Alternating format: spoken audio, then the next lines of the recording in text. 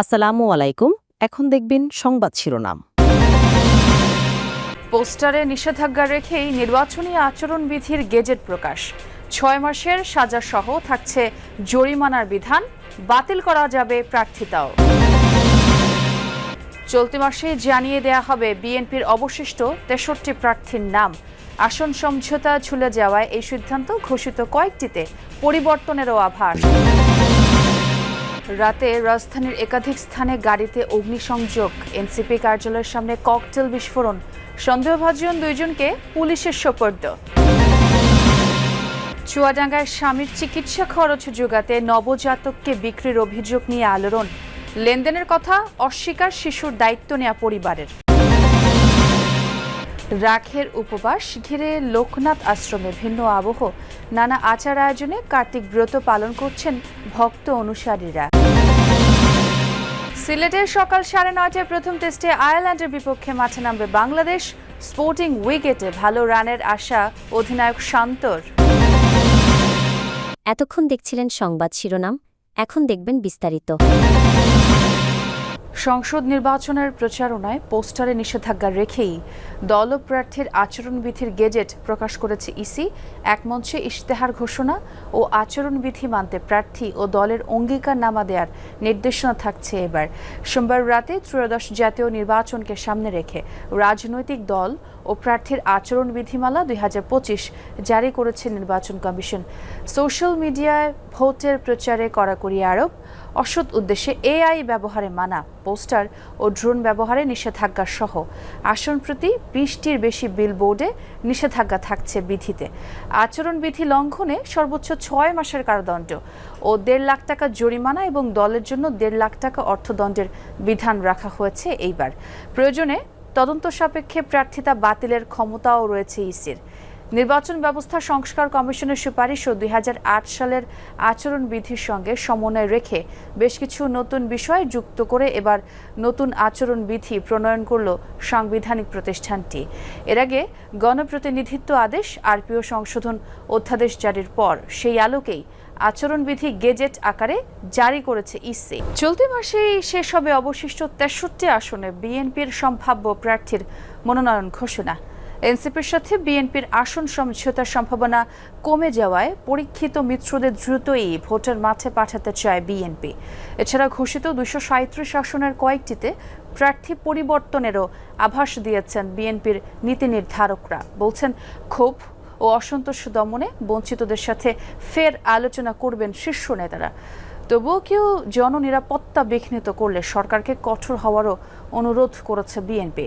ধান খেতে দাঁড়িয়ে আম্পায়ারের ভূমিকায় রিভিউ আবেদনকারী ব্যক্তির নাম আলাল উদ্দিন আলাল। ফেনী জেলা বিএনপির এই সদস্য সচিব মনোনয়ন বঞ্চিত হয়ে অভিনবেই প্রতিবাদ করেন। আমার বাড়ির কাজের ছেলেটা পর্যন্ত জেলে গিয়েছে। আমার এই অফিসটা 5 বার ভেঙেছে, 7 বার আমি শারীরিকভাবে অ্যাসল্ট হয়েছি। দল এটা রিভিউ করবে, এটা আমার দৃঢ় বিশ্বাস। সোমবার সন্ধ্যার দিকে রাজধানীর ধানমন্ডিতে ল্যাবেইড হাসপাতালের সামনে একটি বাসে অগ্নিকাণ্ডের ঘটনা ঘটেছে। রাত ১:৩০টার দিকে যাত্রাবাড়িতে একটি বাসে আগুন দেয় দুর্বৃত্তরা। এদিকে রাত ১১টার দিকে রাজধানীর বাংলা মোটরে এনসিপি প্রধান কার্যালয়ের সামনে ককটেল বিস্ফোরণের ঘটনা ঘটেছে। এই ঘটনায় ২ জনকে আটকও করেছে আইনশৃঙ্খলা বাহিনী। বিস্ফোরণে ৪ জন আহত হয়। সোমবার সন্ধ্যায় রাজধানীর ধানমন্ডিতে ল্যাবেট হাসপাতালের সামনে একটি বেসরকারি বিশ্ববিদ্যালয়ের বাসে অগ্নিকাণ্ডের ঘটনা ঘটেছে। সন্ধ্যা ৭:৩০টার দিকে খবর পেয়ে ফায়ার সার্ভিসের ২টি ইউনিট আগুন নিয়ন্ত্রণে আনে। রাত ১:৩০টার দিকে যাত্রাবাড়িতে একটি বাসে আগুন দেয় দুর্বৃত্তরা। গত কদিন ধরে রাজধানী সহ দেশের বিভিন্ন জায়গায় যানবাহনে আগুন সহ বিভিন্ন নাশকতার ঘটনা ঘটছে। এসব বিবেচনায় নিয়ে তদন্ত করছে পুলিশ। এদিকে রাত ১১টার দিকে জাতীয় নাগরিক পার্টি এনসিপির প্রধান কার্যালয়ের সামনে ২টি ককটেল বিস্ফোরণের ঘটনা ঘটেছে। এতে ৪ জন আহত হয়। পালানোর সময় ২ জন সন্দেহভাজনকে ধরেছে এনসিপি নেতাকর্মীরা। আমি কোনো কিছু বুঝে ওঠার আগেই এমন বিকট সাউন্ড হয়েছে, আর এর বাইরে আমি কোনো কিছু বলতে পারি না। আমি ধারণা করছি এগুলা আওয়ামী লীগই হবে, তাদের সন্ত্রাসী বা তাদের যারা আছে, যারা আবার বাংলাদেশের পরিস্থিতিকে অস্থিতিশীল করার চেষ্টা করছে, সেই চক্রটি আবারও প্রথম টার্গেট হিসাবে আমরা দেখেছি গণ অভ্যুত্থানের পর থেকে বিভিন্ন জায়গায় তারা এনসিপির নেতাকর্মীদেরকে টার্গেট করেছে। স্বামীর চিকিৎসা খরচ জোগাতে এক নবজাতককে আরেক দম্পতির হাতে তুলে দেওয়ার অভিযোগ উঠেছে চুয়াডাঙ্গায়। অনেকটা গোপনে শিশুকন্যার পরিচয় বদল হলেও বিনিময়ে লেনদেন নিয়ে উঠেছে অভিযোগ। আর বিষয়টি জানাজানি হলে এলাকায় আলোড়ন সৃষ্টি হয়। যদিও শিশুর দায়িত্ব নেওয়া পরিবারের দাবি, লেনদেন ছাড়াই দায়িত্ব নিয়েছেন তারা।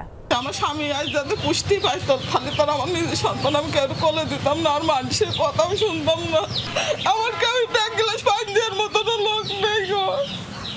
গত ২৮ অক্টোবর চুয়াডাঙ্গার দর্শনার একটি ক্লিনিকে তৃতীয় সন্তান হিসেবে কন্যা শিশুর জন্ম দেন ইসমত আরা খাতুন ও মিকাইল হোসেন দম্পতি। আকন্দবাড়িয়া আবাসনে বাস করা দম্পতি চিকিৎসা খরচ জোগাতে সেদিনই কন্যা শিশুটিকে তুলে দেন আরেক নিঃসন্তান দম্পতির হাতে। বিষয়টি প্রথমে গোপন থাকলেও শিশুকন্যা হস্তান্তর বিনিময় নিয়ে অসন্তোষ ছড়ায়। জানাজানির পর লেনদেন নিয়ে ওঠে অভিযোগ। আমার স্বামীর জন্য আমার সব কিছু, আমার তো কিনা ক্ষমতা নেই, অত টাকা দামের ওষুধ আমি কি দিয়ে খাবো ভাই? এটা বলছে না আমরা আর পারবো না দিতে।